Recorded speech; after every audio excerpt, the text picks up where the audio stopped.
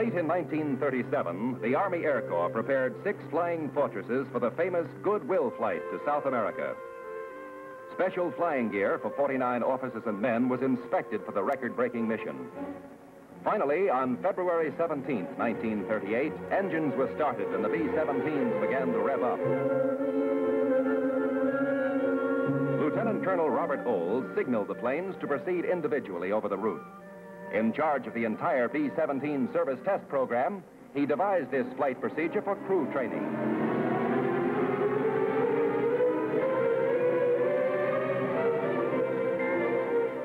Rendezvousing at each day's objective, they engaged in the only formation flying of the trip. In this way, the navigational proficiency of the personnel was fully tested. After visiting Argentina, Chile, and Peru, the bombers returned to the United States and sat down at Langley Field, Virginia. The roster of the Goodwill pilots sounds like a roll call of America's World War II air leaders, because among them were Caleb V. Haynes, Harold L. George, and Curtis E. LeMay. Such missions were labeled the great expeditions of the first generation of human flight. Later, Secretary of War Harry Woodring led a party of us, including Generals Arnold and Emmons, to honor the 2nd Bombardment Group. For achieving the most outstanding Army Air Corps flight of the year, we awarded them the highly prized Mackay Trophy. All 49 men were saluted for their high degree of skill in pilotage and navigation in accomplishing the 10,000-mile mission. Meanwhile, with the advent of Hitler, the German Air Force came back to life. Glider clubs for Hitler youth were fostered throughout the fatherland. For the bigger boys, flying sports clubs were the attraction. First, Germany's aviation industry was ordered to build only commercial planes, easily convertible for military purposes. Then, ignoring the Versailles Treaty, Hitler gave Air Minister Goering the green light to go into mass production of fighters and bombers. America, the cradle of aviation, soon was outmanned and outplaned. We didn't seem to know that it took 1 year to train a pilot and 5 years to design and build a plane.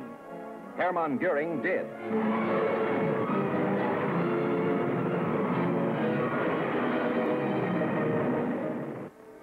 Hitler now had a powerful political weapon, and waxing Nazi aggressive ambition put it to use. Mechanized forces with 400 aircraft began to cross the Austrian border on March 11, 1938.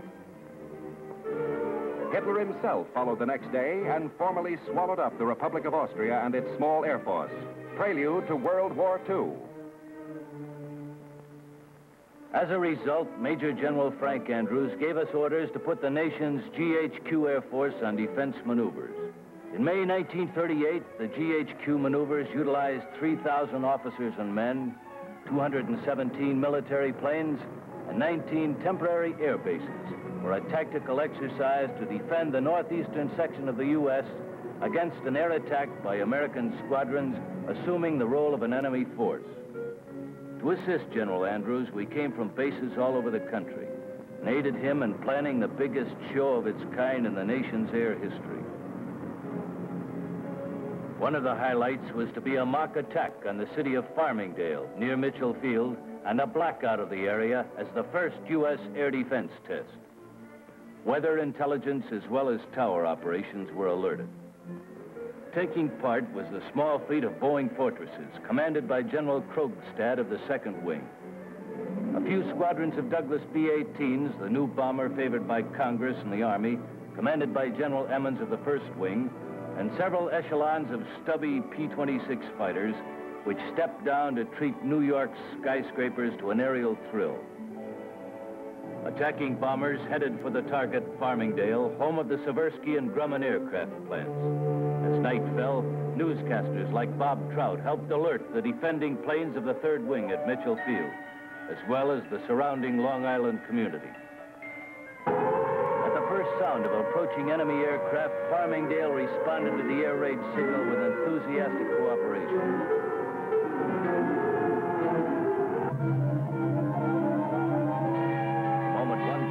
Spotted, the detector picked up an entire squadron. They dropped flares instead of bombs, and with blank ammunition, the defenders hit back.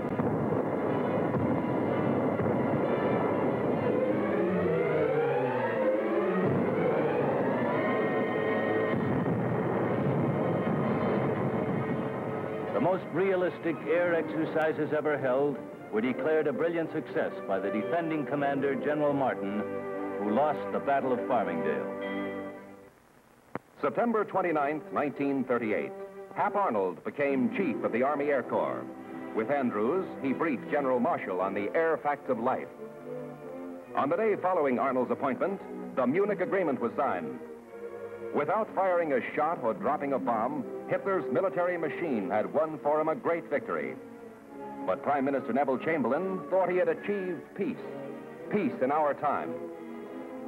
The very next day, 500 German aircraft assisted in the invasion of the Sudetenland. By appeasement, Hitler had conquered Czechoslovakia. 6 months later, the Czech Republic was dissolved. Munich taught America a great lesson. In international diplomacy, as in poker, you can't win if someone else holds all the aces. So in 1939, the Air Corps began to expand, to give the nation minimum air protection. And young Americans came to Texas to learn how to walk in the flight boots of air heroes like Thomas Selfridge, Eddie Rickenbacker, and Billy Mitchell.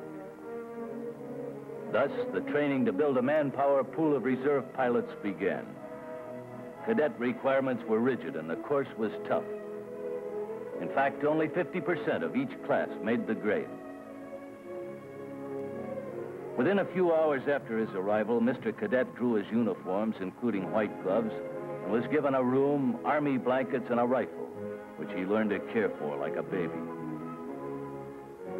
Stern-faced and serious upperclassmen received their orders to guide the new flying cadets, whom they called dodos, through the intensive ground and aerial courses. Before the dodos learned to fly, they became soldiers. In 1 year, they had to absorb the Army's long tradition of service, honor, loyalty, and discipline, so that later they would know how to command. For the cadet was more than a prospective aviator. He was a potential officer in the Army Air Corps.